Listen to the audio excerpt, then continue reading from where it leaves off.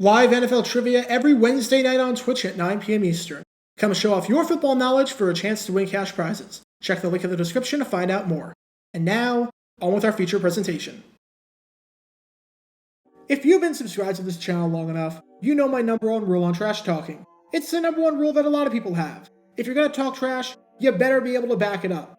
You better be able to put up a performance like Lloyd Mumford at Super Bowl VII, and you're going to look stupid if you put up a performance like Carl Pickens against the Green Bay Packers in 1998.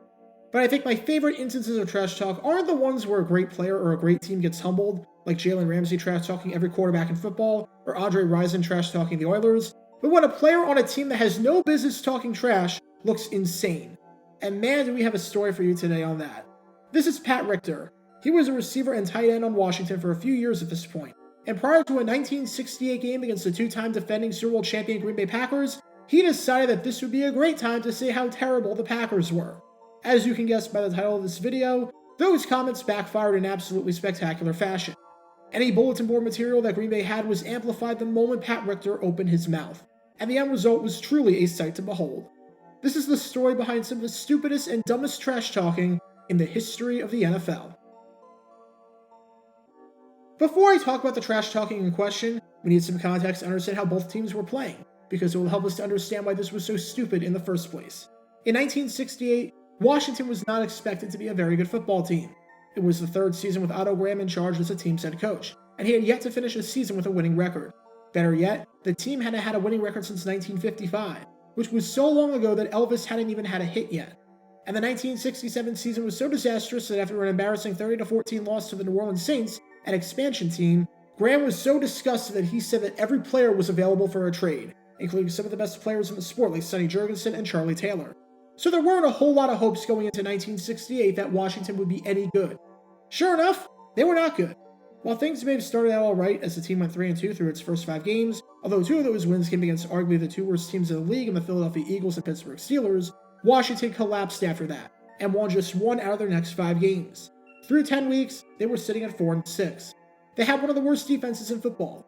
Their defense had allowed 275 points, which was the 3rd worst total in the league. The offense was also pretty bad, as it ranked in the bottom half of the league in points scored. They turned the ball over in every game, and it was so bad that at one point, they had back-to-back games, both of which were losses, where they were held to single digits in terms of first downs. Their most recent defeat was a demolition at the hands of the Dallas Cowboys, where they lost 44-24, in a game where the Cowboys led by 27 at one point in the 4th quarter. Not only was this an ugly loss, as Washington allowed 515 yards of total offense and allowed Dallas to average close to 6 yards per carry, but the loss practically eliminated them from postseason contention. Back in 1968, only the 4 division winners made it, as there were no wild cards. With Washington at 4-6 and Dallas at 8-2, any hopes that Washington had of playing playoff football were dented after that humiliating defeat. All that they could play for at this point was pride. Their next opponent on the schedule? None other than the Green Bay Packers. On one hand, everything about the Packers and their history makes you want to fear them and respect them. Entering this game, the Packers had won 2 straight Super Bowls. They had won 3 straight NFL championships, being the only team ever to accomplish this feat since the implementation of a playoff game. For those wondering, the Packers also did this from 1929-31, but that was before the postseason existed. They had a winning record in 9 straight seasons, had made it to the championship 6 times in the last 8 years, and had won 5 championships in the last 7 years. On the other hand, that was before Vince Lombardi resigned and before Phil Bankston took over as the new head coach. Because once 1968 started, the Packers seemed to be the Packers in name only. As a side note, if you want to learn more about Phil Bankston and his bizarre coaching career in the NFL, then click the card in the upper right corner. But it was very clear in 1968 that the Packers were not the same team that was going to dominate the NFL. After the first week of the season, the Packers spent the rest of the year at or below 500. Through the first 10 games, they were 4-5-1. They had multiple games where they finished with under 100 passing yards. They had multiple games where they turned the ball over at least 4 times. They had a loss against the Chicago Bears where they allowed 291 rushing yards on over 6 yards per carry. While they weren't necessarily a bad team, as they still had a positive point differential and had a solid defense for the most part, they were a far cry from the glory days under Lombardi. Even some players at Washington recognized this, and how odd it was that after a decade atop the league, that the Packers were hovering around mediocrity. Head coach Otto Graham said on his opponent, "It's about time they learn how the other half lives," while Pat Richter said, "It would be nice to have some company. We've been down there too long, and having the Packers there too would be a bit unusual." On its own, those statements are not bad at all. But remember, throughout everything you're about to hear over the next few minutes, Green Bay enters this game with a better record than Washington. And unlike Washington, Green Bay still had a shot at the postseason, as the Vikings were leading the Central with a 6-4 record. So it was still more than doable if Green Bay ran the table and Minnesota slipped a bit. Keep all of that in mind when you hear what Pat Richter said next. Richter had somewhat of a history with the Packers. He was born in Wisconsin, went to high school in Wisconsin, and played his collegiate football at Wisconsin, where he was one of the best players in school history, leading the NCAA in receiving touchdowns in 1961 and finishing 6th in the Heisman voting in 1962. He even got his number retired by the school. And in 1963, as a member of the College All-Stars, he was on the team that famously beat the Green Bay Packers.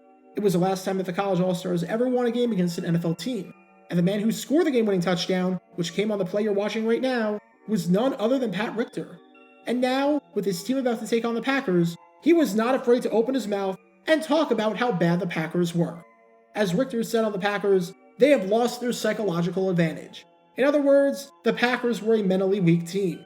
Then he continued, saying a couple of teams beat them, and then lesser teams come up with their best effort and beat them too. Richter was saying in no uncertain terms that the Packers were not a good team.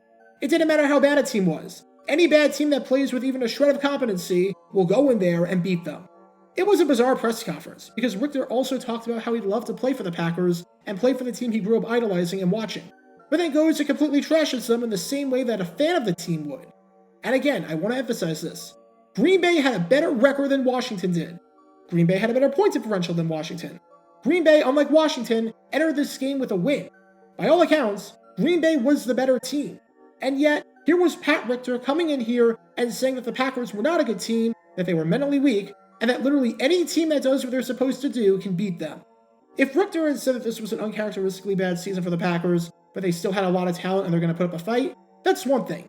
But Richter all but guaranteed a victory without actually uttering those words and guaranteeing a victory. Sure enough, this did not go the way that Richter and Washington thought that it would. November 24th, 1968. We're at District of Columbia Stadium for this matchup between Washington and Green Bay, in what is oddly enough, the first time these teams have met since 1959, and just the second time since the start of the 1950s that these teams have played in DC. It's a rather meaningless game for Washington in terms of the playoff picture, but it is a must-win game for Green Bay as they fight to keep their season alive to win the Central. And if that wasn't enough of a motivating factor for the Packers to win this one, Richter's comments on how they weren't very good were sure to help give them something to play for. And sure enough, the Packers won. Not only did they win, but they won absolutely handily, to the point where it was not even a contest. When the final gun sounded, the Packers walked away victorious by a final score of 27-7. Green Bay did not allow a single sack all game. Green Bay held Washington to just 33 rushing yards on 19 carries, meaning that Washington finished the game averaging an abysmal 1.7 yards per carry. Washington turned the ball over 3 times, and put the ball on the ground 5 times. In terms of first downs, Green Bay nearly doubled Washington's output, recording 23 first downs compared to 13 for the losers. And in terms of total yardage, the Packers won this one heavily, more than doubling Washington's output by a final count of 388 to 167. Oddly enough, the one player who scored a touchdown for Washington in this game was Pat Richter, who connected on a 2-yard pass from Sonny Jurgensen in the second quarter. Richter was having a really good season, as he finished the year with 42 receptions for 533 yards and 9 touchdowns, all of which were career highs. He lived up to his end of the bargain, and this game was no exception to the surprisingly stellar season he was having. However, I think it's safe to say that this decision to speak about the Packers like they were not very good, and the decision to publicly call them out, especially since you had a worse record than they did entering the game, backfired pretty badly. But even though the game was over and the trash talking looked stupid, this story was about to take an absolutely bizarre twist. As for how both teams would close the 1968 season off, both teams would be sitting on the outside looking in when it came to playing playoff football. For Green Bay, even though this win got them to 5-5-1 and put them in the hunt, however briefly, for the division crown, they dropped 2 of their final 3 games to finish below 500 and end the year with a 6-7-1 record. For Washington, their slide also continued, as they dropped 2 of their final 3 games to end the season below 500 for yet another season. That would be Otto Graham's last year as head coach, as Vince Lombardi, the former Packers legend, would take over in 1969. I talked a bit about that in a previous video of mine, so if you want to learn more about that, then click the card in the upper right corner. But I did say that this story was about to get a bit weird, and sure enough, roughly 30 years after the game, it did. Because after Richter retired from the NFL following the 1970 season, Richter would eventually return to his home state and take over as the athletic director at Wisconsin, where he served for over 14 years. And in the middle of that tenure, in 1996, Packers stockholders elected a new member to their board of directors. The man they decided to elect? Pat Richter. From trash-talking the Packers to serving on their board of directors. Talk about a complete 180. So with all that said, what's the moral of the story? It's probably a very, very bad idea to trash-talk a team that is playing better than you by saying how much they stink and how they're not very good. There are very few ways that doing something like that can end positively, as it is more likely than not to backfire. Pat Richter made this mistake in 1968 when his team took on the Packers, and his comments gave the Packers bulletin board material to play arguably their best and most complete game of the season. And more than half a century later, considering the circumstances, this incident remains one of the dumbest examples of a player trash-talking an opponent in the history of the National Football League. Get your official Jaguar Gator 9 merchandise by going to jg9shop.com, and be sure to like this video, ring the notification bell, subscribe down below if you haven't already, as it helps the channel out a lot, and be sure to check out Twitch every Wednesday night at 9 p.m. Eastern for your chance to play NFL Trivia and win cash prizes, link in the description below. If you want to see videos like this condensed down to 60 seconds, then follow me on TikTok at JaguarGator9, and subscribe to 60-second NFL History on YouTube. To see highlight videos of players throughout the history of the NFL, subscribe to JG9 Highlights.